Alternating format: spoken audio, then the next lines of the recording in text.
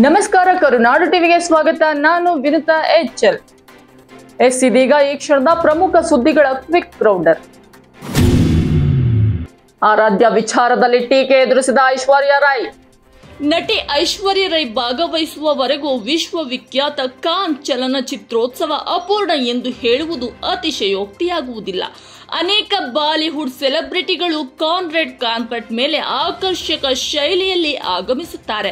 ಆದರೆ ಐಶ್ವರ್ಯ ಅವರಷ್ಟು ಗಮನ ಯಾರು ಕೂಡ ಸೆಳೆಯುವುದಿಲ್ಲ. ಈ ವರ್ಷವೂ ಐಶ್ವರ್ಯ ತನ್ನ ಮಗಳೊಂದಿಗೆ ಚಲನಚಿತ್ರೋತ್ಸವವನ್ನ ತಲುಪಿದರು. ಅವರಿಬ್ಬರ ವಿಡಿಯೋವೊಂದು ಸದ್ಯ ಸಾಮಾಜಿಕ ಜಾಲತಾಣದಲ್ಲಿ ವೈರಲ್ ಆಗ್ತಾ ಇದೆ. ಇದಕ್ಕೆ ನೆಟ್ಟಿಗರು ವಿವಿಧ ರೀತಿಯಲ್ಲಿ ಪ್ರತಿಕ್ರಿಯಿಸುವುದನ್ನ ನೋಡಬಹುದಾಗಿದೆ. ಈ ವಿಡಿಯೋದಲ್ಲಿ ಆರಾಧ್ಯಳನ್ನ ಐಶ್ವರ್ಯ ಕೈ ಹಿಡಿದುಕೊಂಡು ಬಂದಿರುವ ರೀತಿಯನ್ನ ನೆಟ್ಟಿಗರು ಸಾಕಷ್ಟು ಟ್ರೋಲ್ ಮಾಡ್ತಾ ಇದ್ದಾರೆ.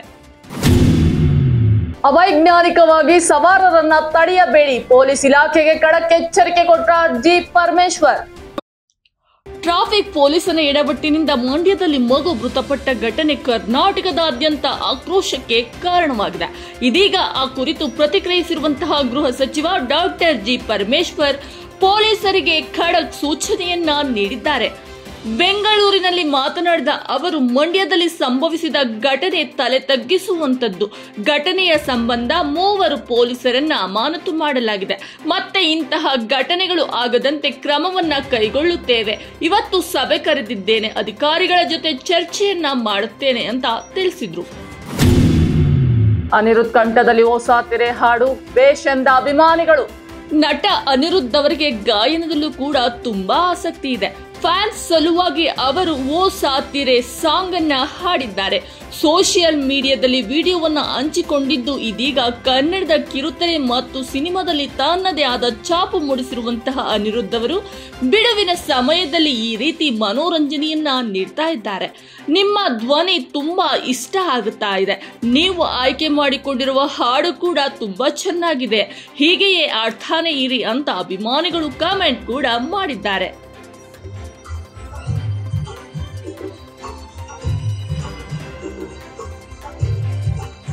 ओ साथी रे तेरे बिना भी क्या जीना, तेरे बिना भी क्या जीना। ओ साथी रे तेरे बिना भी क्या जीना, तेरे बिना भी क्या जीना।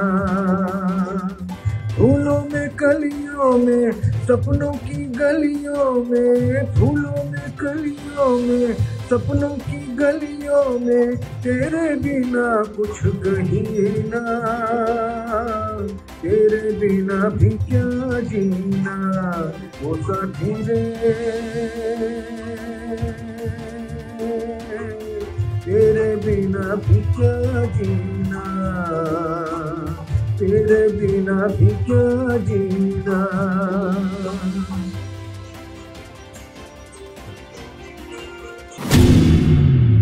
ಬಾಂಬ್ ಬಿಡಲು ಯತ್ನಿಸುತ್ತಿರುವಾಗಲೇ ವ್ಯಕ್ತಿಯ ಕೈಯಲ್ಲಿ ಬಾಂಬ್ ಸ್ಫೋಟ, ಗಂಭೀರ ಗಾಯ. ವ್ಯಕ್ತಿಯೊಬ್ಬ ಅಮೃತಸರದಲ್ಲಿ ಬಾಂಬ್ ಇಡಲು ಯತ್ನಿಸುತ್ತಿರುವಾಗ ಬಾಂಬ್ ಸ್ಫೋಟಗೊಂಡಿದೆ ಎನ್ನುವಂತಹ ಮಾಹಿತಿ ಲಭ್ಯವಾಗಿದೆ.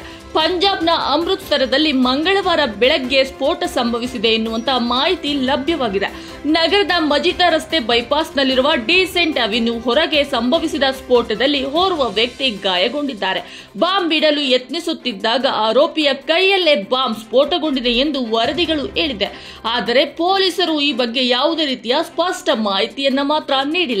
इन्फॉर्मेशन मिली है कि यहाँ पे एक ब्लास्ट हुआ है, तो हमारी टीम्स मौके पे तुरंत पहुंची हैं और हमने यहाँ पे एक बॉडी थी जो एक आदमी की म्यूटिलेटेड काफ़ी बुरी तरीके से, वो रिट्रीव करके हमने उसको हॉस्पिटल भिजवाया है।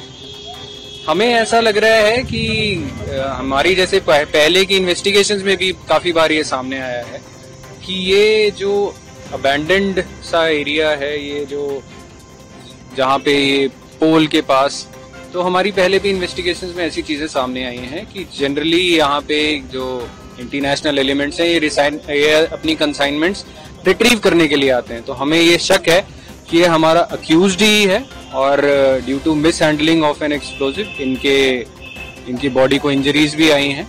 बाकी हमारी टीम्स यहाँ पे पहुंची हुई हैं, हमारी FSL team is on the way, और जो भी आगे की कार्रवाई होगी हम आपको अपडेट करते रहेंगे। एक ही बंदा था इंजर हुआ है, और जैसे कि मैंने बताया हमें ये शक है कि ये जो इंसान है ये यहाँ पे कंसाइनमेंट रिट्रीव करने के लिए आया था, और उसके ड्यू टू मिस हैंडलिंग फिर उसका ये जो एक्सप्लोजन हुआ उसी के फिर इंजरीज आई। ये हम पता करने की कोशिश कर रहे हैं, एफएसएल की टीम्स आएंगी कि ये किस टाइप का एक्सप्लोजिव था, तो जैसे ही हमें इन्फॉर्मेशन मिलती है वील लेट यू नो। सिर्फ जैसे मैंने बताया एक ही आदमी के जो कंसाइनमेंट रिट्रीव करने आया था उसी के इंजरीज हैं। ये नौशहरा गांव के आसपास का एरिया है, PS combo, district Amritsar rural. Pandit Jawaharlal Nehru ಪುಣ್ಯಸ್ಮರಣೆ ಕಾರ್ಯಕ್ರಮದಲ್ಲಿ ಭಾಗವಹಿಸಿ ಪುಷ್ಪ ನಮನ ಸಲ್ಲಿಸಿ ಮಾತನಾಡಿದ ಸಿಎಂ ಸಿದ್ದರಾಮಯ್ಯ, ವಿಧಾನಸೌಧದ ಪೂರ್ವ ದ್ವಾರದ ಬಳಿ ಇರುವ ಮಾಜಿ ಪ್ರಧಾನಮಂತ್ರಿ ದಿವಂಗತ ಪಂಡಿತ್ ಜವಾಹರ್ಲಾಲ್ ನೆಹರು ಅವರ ಪುಣ್ಯತಿಥಿಯ ಅಂಗವಾಗಿ ಅವರ ಪ್ರತಿಮೆ ಹಾಗೂ ಭಾವಚಿತ್ರಕ್ಕೆ ಪುಷ್ಪ ನಮನವನ್ನ ಸಲ್ಲಿಸಿದ ನಂತರ ಮಾಧ್ಯಮ ಮಿತ್ರರೊಂದಿಗೆ ಸಿಎಂ ಸಿದ್ದರಾಮಯ್ಯನವರು ಮಾತನಾಡಿದರು. ನೆಹರು ಅವರ ಪುಣ್ಯತಿಥಿಯನ್ನು ಸರ್ಕಾರ ಗೌರವ ಹಾಗೂ ಅಭಿಮಾನದಿಂದ ನೆರವೇರಿಸಿದೆ. ದೇಶದ ಬಡತನವನ್ನ ಹೋಗಲಾಡಿಸುವ ಪ್ರಾಮಾಣಿಕ ಪ್ರಯತ್ನವನ್ನ ಮಾಡಿದವರು. ಉದ್ಯೋಗ ಸೃಷ್ಟಿ, ಮಿತ್ರ ಆರ್ಥಿಕತೆಯನ್ನ ದೇಶದಲ್ಲಿ ಪರಿಚಯಿಸಿದ್ದಲ್ಲದೆ ದೇಶದಲ್ಲಿ ಹಸಿರು ಕ್ರಾಂತಿಗೆ ಅಡಿಗಲ್ಲನ್ನ ಹಾಕಿದವರು. ಸಹಕಾರಿ ಚಳುವಳಿ ವಿಕೇಂದ್ರೀಕರಣ ಬದ್ಧತೆಯಿಂದ ಕೆಲಸ ಮಾಡಿದರು. ಅವರು ಪ್ರಧಾನಿಗಳಾಗಿದ್ದಾಗ 17 ವರ್ಷಗಳ ಅವಧಿಯಲ್ಲಿ ಅನೇಕ ಅಣೆಕಟ್ಟುಗಳು, ಸಾರ್ವಜನಿಕ ವಲಯದಲ್ಲಿ ಕೈಗಾರಿಕೆ, ಶಿಕ್ಷಣ ಸಂಸ್ಥೆಗಳನ್ನು ಕೂಡ ಸ್ಥಾಪಿಸಿದರು. ದೇಶ ಆರ್ಥಿಕವಾಗಿ ಸಬಲತೆಯನ್ನ ಕಂಡುಕೊಂಡಿದ್ದರೆ, ಆಹಾರದಲ್ಲಿ ಸ್ವಾವಲಂಬನೆಯನ್ನ ಕಂಡುಕೊಂಡಿದ್ದರೆ ನೆಹರು ಅವರು ಹಾಕಿದ ಅಡಿಪಾಯವೇ ಕಾರಣ ಎಂದರು. ಮಾಡಿದ್ರು, ಅನೇಕ ಅಣೆಕಟ್ಟುಗಳನ್ನು ಕಟ್ಟಿದ್ರು. ಹಾಗಾಗಿ ಇವತ್ತು ದೇಶ ಆರ್ಥಿಕವಾಗಿ ಸಬಲತೆಯನ್ನು ಕಂಡುಕೊಂಡಿದ್ರು, ಮತ್ತು ಆಹಾರದ ಸ್ವಾವಲಂಬನೆಯನ್ನು ಕಂಡಿದ್ರು. ಅವು ಆಗ್ದಂಥ ಅಡಿಪಾಯ ಕಾರಣ ಅಂತಕ್ಕಂಥದ್ದು ಸ್ಮರಿಸಬೇಕಾಗ್ತದೆ. ಸೊ ಅದನ್ನು ಗೌರವದಿಂದ ನೆನೀತಕ್ಕಂಥ ಕೆಲಸವನ್ನು ಪ್ರತಿಯೊಬ್ಬ ಭಾರತೀಯರು ಕೂಡ ಮಾಡಬೇಕು ಅಂತೇಳಿ ಇಚ್ಛೆ ಪಡ್ತೇನೆ. ಯಾಕಂದರೆ ಅವರು ಈ ಆಧುನಿಕ ಭಾರತದ ಅಡಿಪಾಯ ಹಾಕದೇ ಹೋಗಿದ್ದಾರೆ. ಇಂಥ ಭಾರತವನ್ನು ನಾವು ಕಾಣಬೇಕಾಗ್ತದೆ. ಇವತ್ತು ಎಕಾನಮಿ ಇಡೀ ಜಗತ್ತಿನಲ್ಲೇ 5ನೇ ಸ್ಥಾನದಲ್ಲಿದ್ದೀವಿ ನಾವು ಅಂತ. ಅದಕ್ಕೆ ಕಾರಣ ಇದಾಗಿತ್ತು ಈ ಕ್ಷಣದ ಪ್ರಮುಖ ಸುದ್ದಿಗಳು. ಮತ್ತೊಂದಷ್ಟು ಸುದ್ದಿ ಸಮಾಚಾರದೊಂದಿಗೆ ನಾನು ನಿಮ್ಮ ಮುಂದೆ ಬರ್ತೀನಿ. ನಮಸ್ಕಾರ.